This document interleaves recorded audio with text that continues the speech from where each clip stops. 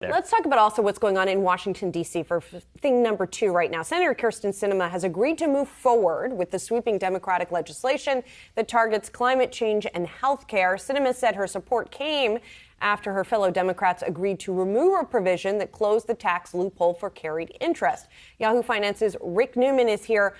Rick, there was some suspense around this, whether she was going to support it. We still don't know the details of what exactly is going on, but it seems like the carried interest loophole is sticking around. Yes, that's correct. So carried interest will remain the way it is. Apparently, it will come out of the so-called IRA, the Inflation Reduction Act, and instead there apparently will be a new 1% excise tax on stock buybacks, which actually will raise considerably more revenue than eliminating the carried interest loophole.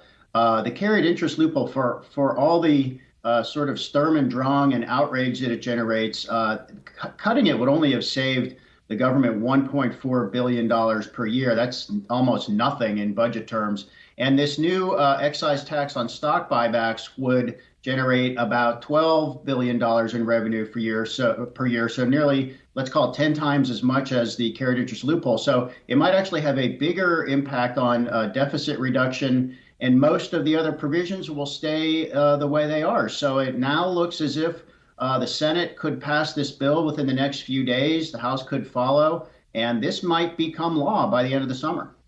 Rick, how big a win is this for the president? It's a very big win for Biden.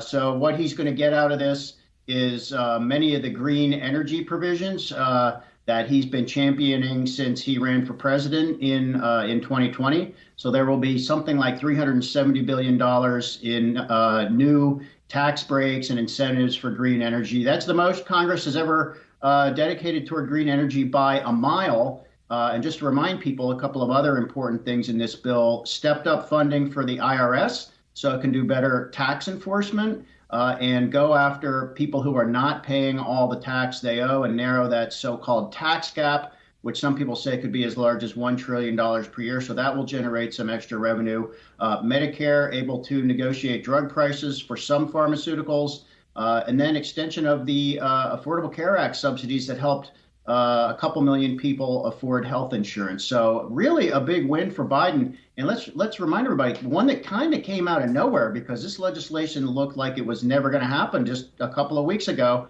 And here it is, almost on the verge of passing. Yeah, Joe Manchin changed his mind, and there you go.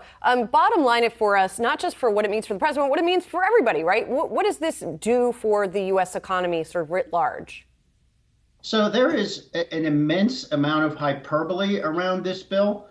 You've got Democrats in favor of it and environmentalists in favor of it, saying it's going to do things like bring your energy costs down and have a huge impact on the economy. And while you've got critics saying, oh my God, it's a terribly huge tax increase, it's going to tank the economy, this bill is going to do none of those things. So there have been several analyses that more or less agree. First of all, it's called the Inflation Reduction Act. That is a misnomer. It's not really going to do anything to lower inflation. It's not going to raise inflation, but it's going to have basically no impact on inflation. So don't expect that. And it will be modestly good for overall economic growth, but we're talking less than 1% improvement in, let's say, GDP growth, and that is going to take years. So honestly, I think almost nobody's going to feel this in their ordinary life anytime soon. But it does get the ball rolling on green energy investments and other things like that.